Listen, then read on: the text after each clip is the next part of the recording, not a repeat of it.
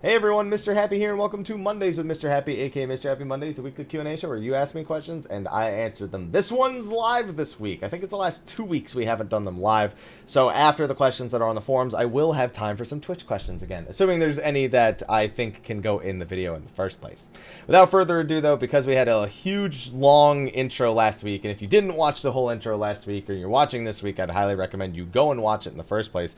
Let's thank our sponsors. There is also going to be timestamps for when the questions start in the description of the video. I did that last week. I'm going to make that pretty standard from now on. It's something I should have been doing for a while now.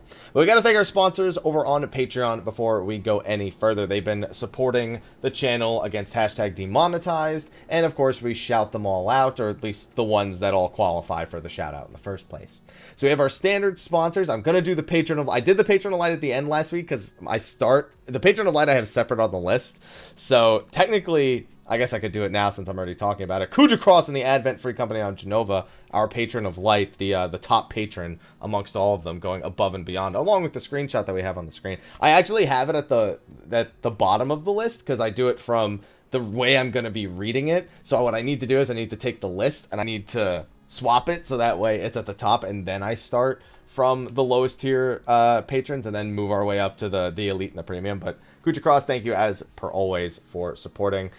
Massive supporter on Patreon, so thank you for your continued support. And the screenshot, I think this is a different one. I think this is the right one. I hope it's the right one. Nobody else is seeing it on the Twitch stream. You'll see it on the YouTube video, but I hope it's the right one. Then we have the rest of our sponsors. We have our standard sponsors. We have Mrhappy, we have Red Wings of the Baron FC from Zalera, we have Fray Blackheart, Cidus, Oreo on Shiva, Syd Hellwind of Gilgamesh, Afro Ninja from Malboro, Cheesecake from Leviathan, Sploda, That Lame Weeb, Ashen, Emiya of Cerberus, Argoti, Tristam of Midgardsormr, Fafarian, Rendil, Giraffeswillrule, Stevie-Rex, and Neon. We have our elite sponsors. We have Dom. We have Asuka Wake from the Jenova server. We have Lemilia Nella of Midgardsormr. We have Sarah and the Avalanche family on Malboro. Janhyua Yotsuyu. We have Nyrek of Clan Vizsla. Kifka and the Great Eagles on Exodus. Dark Graver. Katayoshi from Khuja. Skia Symphonia from Ragnarok. Rah Xephon from Exodus. Rynoet Westos the Purple Warrior. Lexxie Valentine. Mantaru and the Rivivus FC from Zodiark. Sour Cream and Tribes from Jenova. Rynoet Chikara. Goisha Valfa. Hirsch for Safari. Phoenix Down FC on Goblin. And Saren from Zodiark. We then have our premium sponsors. We have Starla on Coral. We have Sathal, which, yeah, no, that's right, Sathal. Okay, for some reason I thought one of the names was off. No, the next one is the one that I actually fixed. Yeah, so we have Sathal, we have Sarah Frost from Behemoth, we have Diablo, we have Holy Tabasco, Red Thorn Asura, Kernai Oni, Asken Hawk from Shiva, Oscar, Kraz015, Mustang, the Serenity FC on Ultros, Kat Kazuma, Serial Kieran, the Reckless Tea Party on Cactar, Agnes Fairgun from Diablos, Blesher of Fanfrit, Noct Cordis from Excalibur, Crovus Moonscar, Private Mikey, Spike, Nani Kurasami, Rudy Rudiger, Tin Colossus, Killer Hackman, Brawl Jr., Ramil Gaming, and Killtastic Jones. Thank you to all our sponsors over on Patreon for combating hashtag demonetized. On that note, I think it's time that we move over into the Q&A and not spend any more time talking about anything else. All right, question number one. Hey, apps. Hey, you doing all right? Hey, you doing all right? My day is going good. My day is going good. Yeah, I hope your day is going good as well. It's been a while since I asked something, so I have a bunch of chocolate chip cookies. Well, you are the hero of cookies, so I guess that makes sense. I currently live in Seattle because of my studies, originally from Germany. Nice. And the first weekend in September will be my last weekend here. That's why I want to end my stay with visiting PAX West. That's what I have a couple questions for. When and how should I buy tickets? So this is the first thing you're not gonna like. PAX West is kind of that thing where if you don't stalk the PAX Twitter for when the tickets go available, you do not get them very easily. With PAX specifically, I believe all the PAX West tickets have sold out. Granted, it's one of the easiest PAXs to just kind of go to the convention and get a badge, but I don't know. I feel like with PAX East, there wasn't really much scalping. I think it's because you needed to ID for your badge. I don't know if they made that change for PAX West. So I would take a look around to see if it is possible to get some scalped tickets. I hate that people do that, but PAX West, I always see people just with piles of them just selling them off right outside the convention hall. I think you can maybe check their website now because this question was asked on the 29th, and I think the tickets went on sale on either the 30th or the 31st. But I have a feeling that by the time you hear me saying this, it might be too late to get tickets off the official website. I'd still follow them on Twitter. Sometimes they have second batches that go through because like people who were ordering the first batches either got declined or refunded or anything that could happen. So at least do that. As for the price, I think they're like $40 a day. I think that sounds right to me, but they're always like with plus or minus $5 from that. So yeah, hopefully that helps, and hopefully you'll make it out to there, because PAX West, it's a little bit annoying. It's one of my least favorite conventions of the year. I love Seattle, but PAX West is really annoying. They're $50 a day now. There you go. And apparently, I'm looking at my Twitch chat right now. Monday tickets were available yesterday, but who knows about today? And apparently they're $50 a day now. I think the bundle of them is less expensive, but won't be able to get those. But yeah, there you go. But they were, yeah. So my Twitch chat just confirmed that $50 a day plus only Monday tickets at least being available as of the day before this recording. So the day you won't see this for another day. And yeah, you better hope that you can scalp some tickets. Otherwise, there's a low chance that you're going to be able to go. Unfortunately, but hopefully you find a way to make it. Oh, and to continue my point about Seattle before I end the cut. Love Seattle. Hate that PAX West is in so many different buildings. But if you've never been, it's still a good time. Question number 2. Hey, Happy. Hope you've had a good day. You're the second person asking that. I hope you're having a good day as well. What are your thoughts on a system for the Undying Journey to be able to autoplay a section of story quests for couch-friendly playback? I've wanted that for all 5 years now, and I'm pretty sure they've answered a question about it, and I don't remember what the answer was.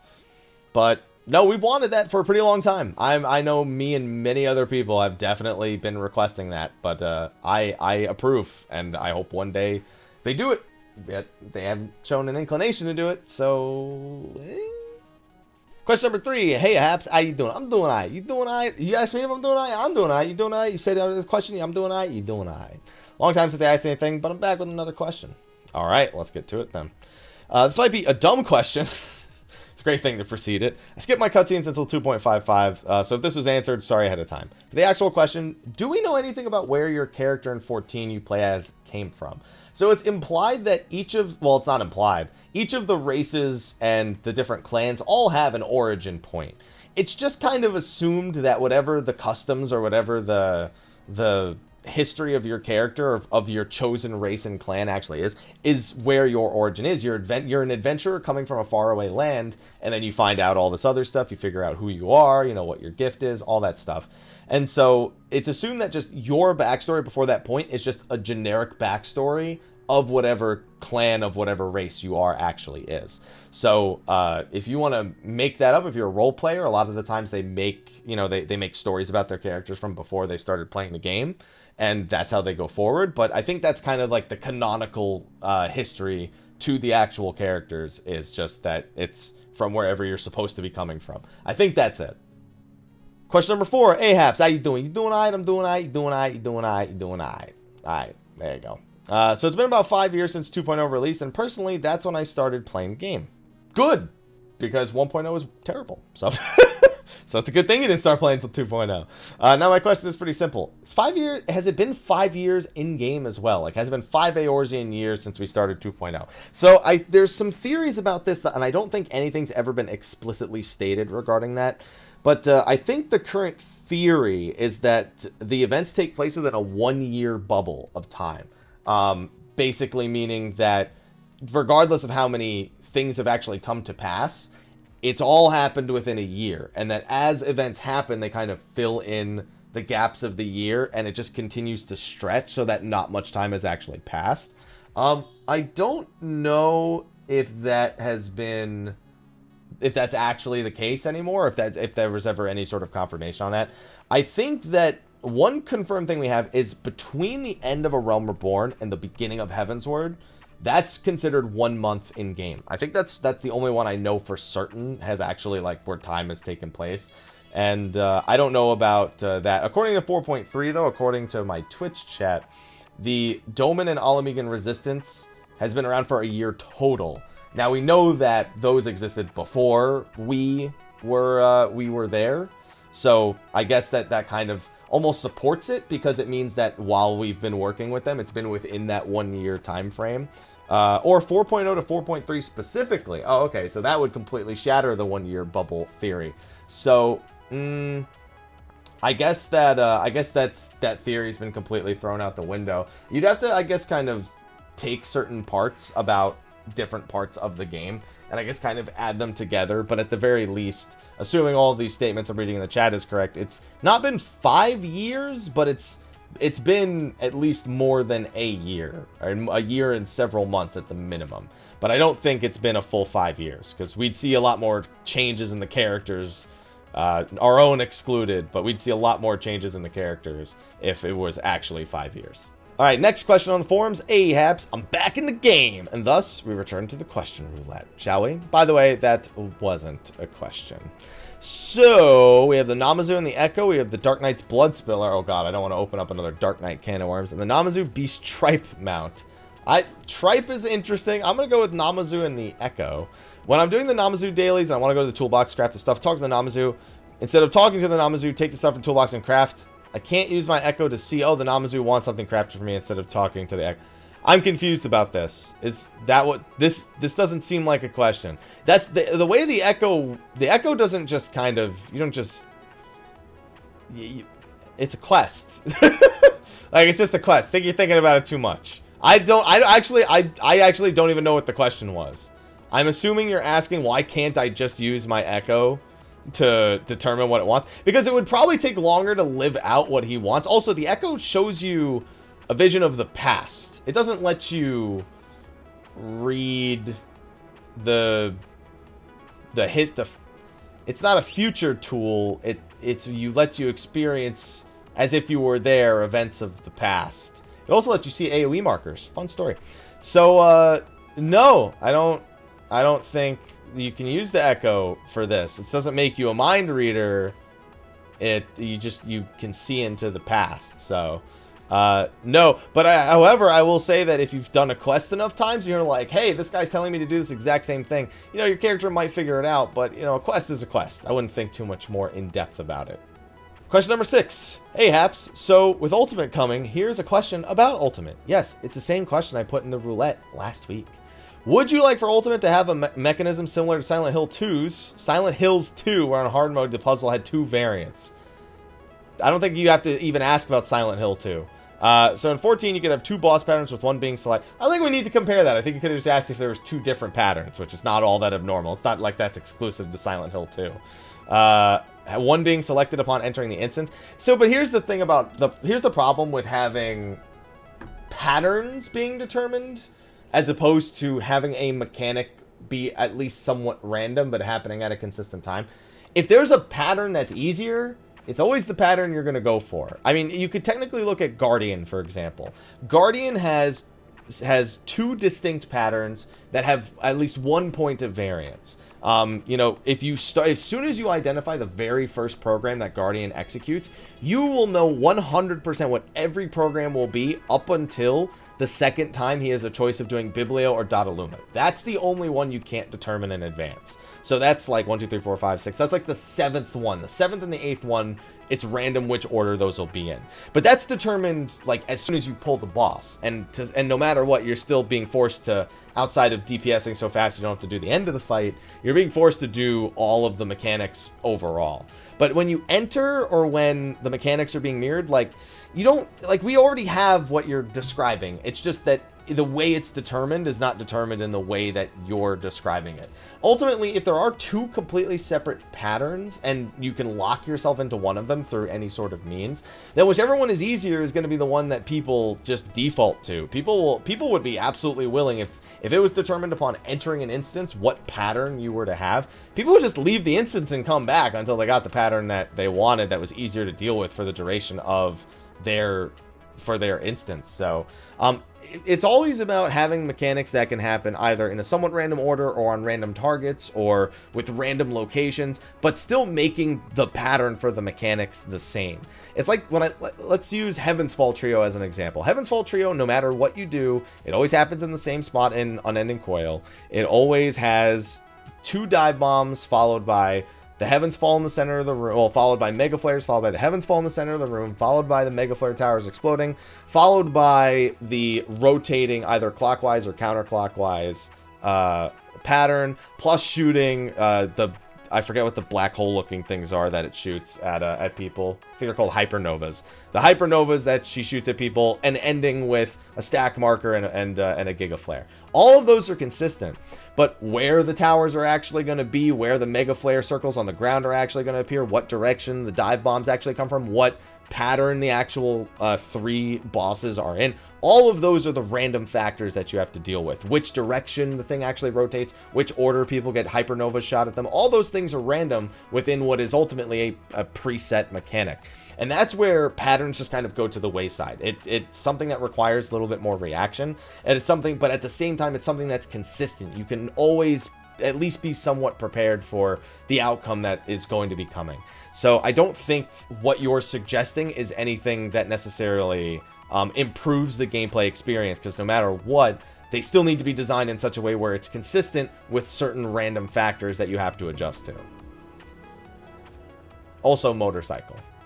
And question number 7, this is the last one on the forums, and we'll take some from the Twitch chat. Hi, Happy. Is Aloha having a good day today? I don't fucking know. I don't know where my cat is. He's not in here, so I don't fucking know. Just the fat one is not in here. Since Square Enix considers UCOB to be a success, do you think they'd be willing to create more custom assets for UU and future Ultimate content? I'm wondering what kind of music they could use for whatever final form Ultima has. I don't think the Primals ever made a remix of Ultima Weapon. They did, by the way.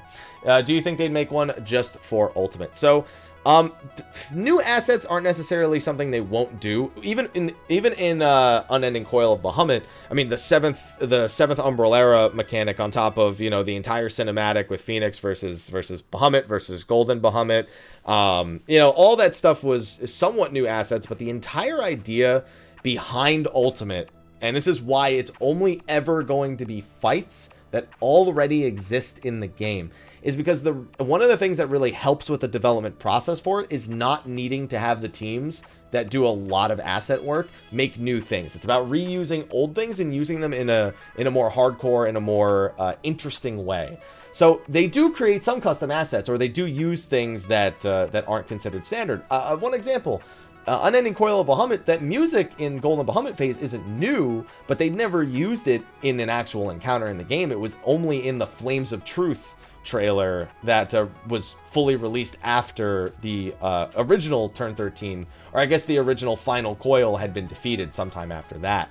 So for this one, for example, they're going to be using the Primals themes for Garuda, Titan, Ifrit, and Ultima. Apparently, there's a part in there where the music is unknown. I think data miners had determined that the music was shown in order of what the encounter is expected to be, in that it was Garuda, Titan, Ifrit, something they didn't know, and then the Ultima weapon theme. So nobody knows what that, like, one missing spot actually is, because there just was music. There was just, I guess, nothing registered there, and it probably won't be until the servers go down tomorrow.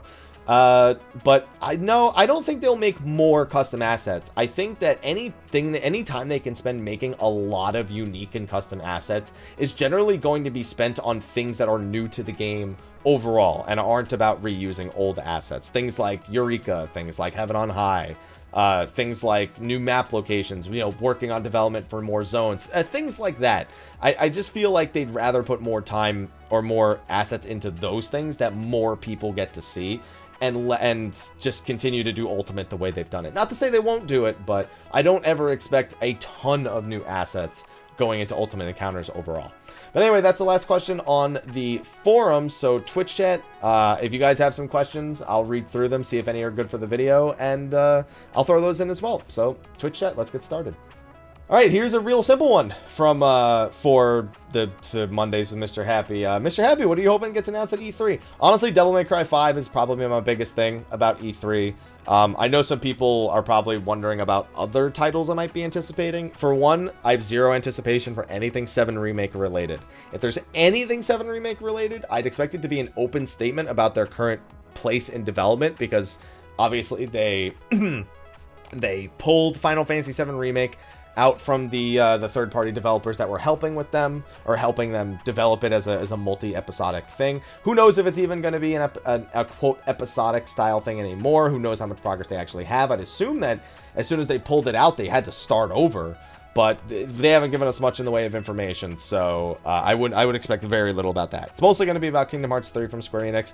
I expect maybe a new Project Octopath demo to be announced, something that has more of the characters now that all 8 has been unveiled. I'm heavily expecting something regarding Marvel, because Square Enix announced they were teaming up with Marvel for a series of Avengers games, and we've heard next to nothing about them so far. So I'd expect some sort of, I guess, statement about that. Sony and Xbox conferences, I don't know. Sony, the only thing I really want to see them talk about a little bit more is maybe Shenmue 3 and, well, Devil May Cry 5 was one I mentioned earlier.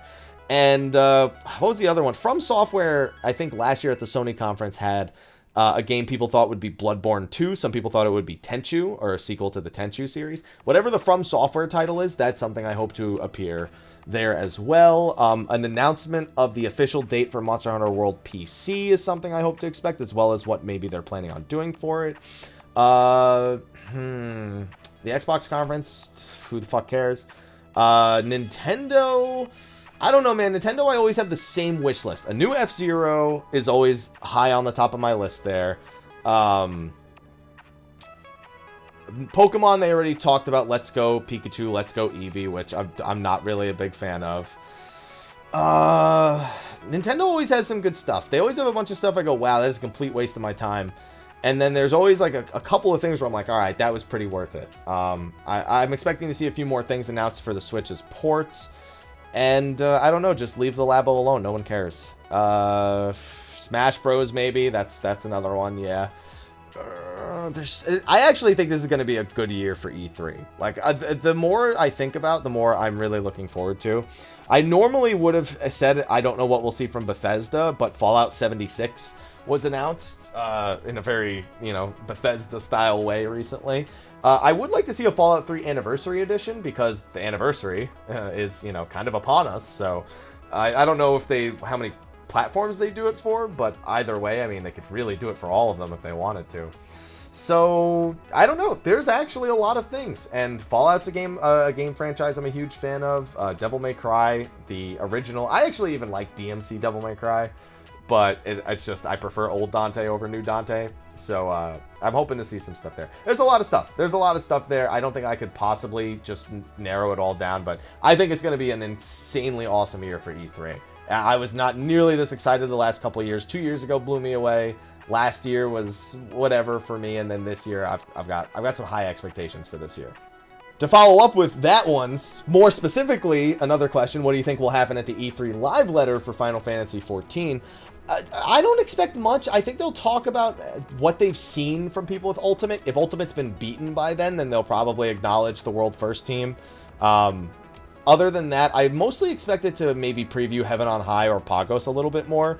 I'd say the only thing I 100% think will happen at the E3 live letter is they'll announce ticket sales for the North American Fan Festival. For the previous Fan Fests, they've been in October, and the ticket sales have always been in June. So for this one, because it's in November, I assume the ticket sales will be in July. So that's the number one thing I think is going to come out of the E3 live letter. I don't expect much of anything else out of it other than going over Ultimate and how people have been responding to it, and also talking about Pagos and Heaven on High a little bit. All right, and that's going to be a wrap for the questions we'll actually include in Mondays with Mr. Happy. Got a few good ones. We had a few discussions outside of that. So thank you, those of you who asked questions, even if they weren't included in the video altogether. If you're someone who wants to ask questions for Mondays with Mr. Happy, you have two ways of doing it on the YouTube video. If you go into the description, there's a forum. You can go there and you can post it in the designated forum thread that I post. Or if you're here live on the Twitch chat, now that I'm back to doing them live again, Sundays around 12:30 to 1 p.m. Pacific, depending on what I'm doing at the time, is usually when we'll have it. So if you tune in around that time, then you can ask the question live. Even if it doesn't get included in the video, I normally just go on a question answering spree regardless. So anyway, I'm going to hang out with the Twitch chat for a few more minutes while I get ready to throw a host over to a pal of mine. On the YouTube side of things, thank you again to our Patreon supporters, sponsors, because I tried to combine the words because my English isn't working right now. Thank you to those of you who watch the video every week. Thank you to those of you who are hanging out in the Twitch chat. YouTube, I will see you next week, and next week I'll have been doing the video after doing 80 hours of the weapons refrain, because starting Tuesday, 16 hours a day, oh boy, the weapons refrain is here. I will see you all then. Twitch chat, hang out for a few more minutes. YouTube, I'll see you next time, and until then, take care.